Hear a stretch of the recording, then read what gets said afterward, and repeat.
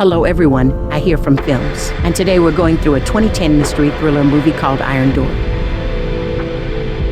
The opening scene shows a man lying down inside a voltaic cell. He wakes up and sees a dead rat beside him. He checks his time and then tries to open the door to the vault, but he can't. He shouts and says, this isn't a joke and he needs to piss, but gets no reply.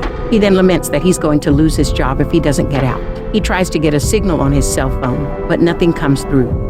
The locker door moves as if it was going to open, but it didn't. He screams, mentioning the name Fletcher, saying he's got no time for his pranks. After some time passes, he takes a piss in the corner of the room to try and play along with whatever is going on. He then threatens that if the door is open, he's going to take a shit right there. He continues banging on the vault door, screaming at the top of his voice and lashing out curses and pacing. After pacing for a while, he goes wild and tries to break down the locker door located in the vault. Sometimes he passes out and he comes down. He says he is very thirsty and needs to drink water, and then the scene cuts. The movie starts back on day 2. Magnets can be seen coming out of the dead rats as flies disturb them. The man, as he sits down, he lists 3 items, which are a vault locker, a dead rat, and tired. A few moments later, he takes a piss inside his shoe and declares, I'm going to terminate the person who is doing this to him, before drinking the urine. He exclaims the urine is refreshing and looks at the vault door as if he sees someone and says, Are you happy? Now unstable, he jumps up, trying to break the vault lamp and lashes out curses. After some time, he observes the lamp closely and breaks it down inside the shattered glasses of the lamp. He finds a key and concludes that this is some kind of test. He goes over to the locker and opens it with the key. He just found out by opening the locker. He finds some equipment in it. He eventually figures he can use the equipment to unlock the vault and get down to it. After some time, he sets up a blowtorch using the gas cylinder he found in some other place. He tries to set off the fire alarm with the flames coming from the torch, but it doesn't work. He then moves to the vault door to burn it open, but it has no effect. Now he is furious. He goes wild and breaks the water sprinkler located above the vault. He stands for a moment, and after a while, he decides to calm down and think about how to get water. Shortly afterward, he sits down and assures himself that this isn't a dream and he is locked in the vault. He concludes that the person behind his suffering wants him dead. He determines he is going to get out of the vault and punish whoever is responsible. Standing up, he tries to make a hole in the vault wall using a chisel and a hammer, but he gets dust in his eyes and screams. This doesn't stop him as he continues, trying to make the hole. Some time passes, and he stops after getting tired. He continues again, making progress. Each time, moments later, he stops and gasps for air. He tries to get oxygen from the gas cylinder by doing so. He faints after waking up. He concludes that he can't escape without eating. He goes over to the dead and decaying rat and feeds on the maggots. He decides to eat the flies later. He urinates in his shoes and drinks it again. A while later, he goes back to digging the hole. After digging to a point, he discovers the wall has iron bars in it. He makes use of the blowtorch in getting rid of the iron bars in the next scene. He has been seen snoring, but wakes up after getting disturbed by flies. He continues digging. After a while, he could see the other side. He then tried to make the hole bigger to contain him. Then he gets through to the other side, but finds it leads to another vault room. He tries to open the door, but remains unsuccessful. He gets frustrated and shouts at the top of his lungs.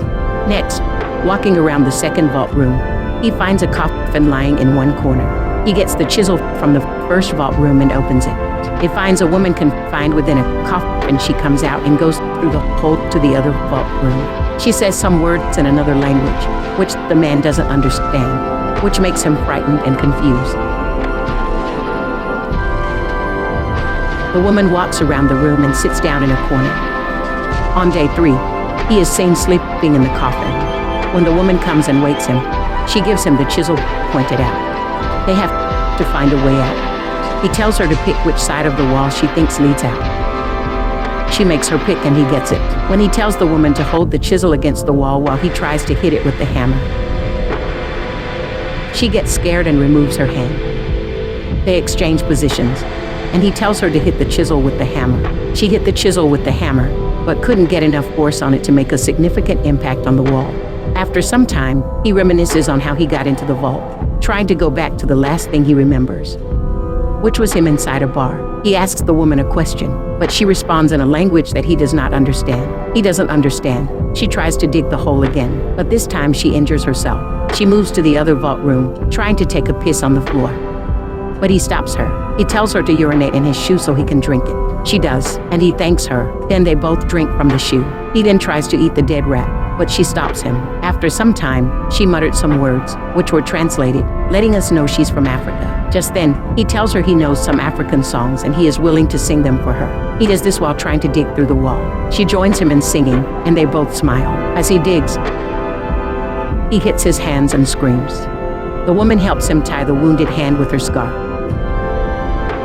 He then holds the chisel in the other hand and tells her to hit it with the hammer. While doing this, the vault door moved and they both rushed to it, trying to get it. They couldn't open the door, and he figured out that the person responsible for their suffering was only teasing them later on. They resume digging, and the vault door moves again. He tells her that he has got it figured out and tells her not to look at the door as it moves. They both walk backwards to the door, and as the door opens, the duo discovers another room with a coffin-sized hole in the floor. The duo picks a side in the hole and starts. Some time passes. He gets tired and falls. He then says he can't go on without eating and drinking. He figures out that whoever is in charge wants him to eat the woman, but he decides he is not going to eat her no matter what happens. She pulls him out of the hole and sits beside him. He urges her to leave him alone so he can sleep. She then goes to the door and praises God in her language. After some time, she cries and puts her tear water in the pitcher. He gets some strength afterward. She then pulls off the man's clothes and makes love to him. The duo enjoy the moment passionately. As the music plays in the background, moments later, he wakes up, leaving her on the floor. He goes to the other vault room and brings his shirt from inside the coffin. He then covers her with it, with no hope of escape. Just then, the vault door moves and he wakes her up. He warns her not to. The duo walk backwards to the vault door, and when it opens, they come out to a paradise-like garden. He exclaims and says, "I wasn't expecting that." With a sigh of relief, the duo smiles at each other and walks holding hands into the garden as the movie ends. Thanks for watching, guys.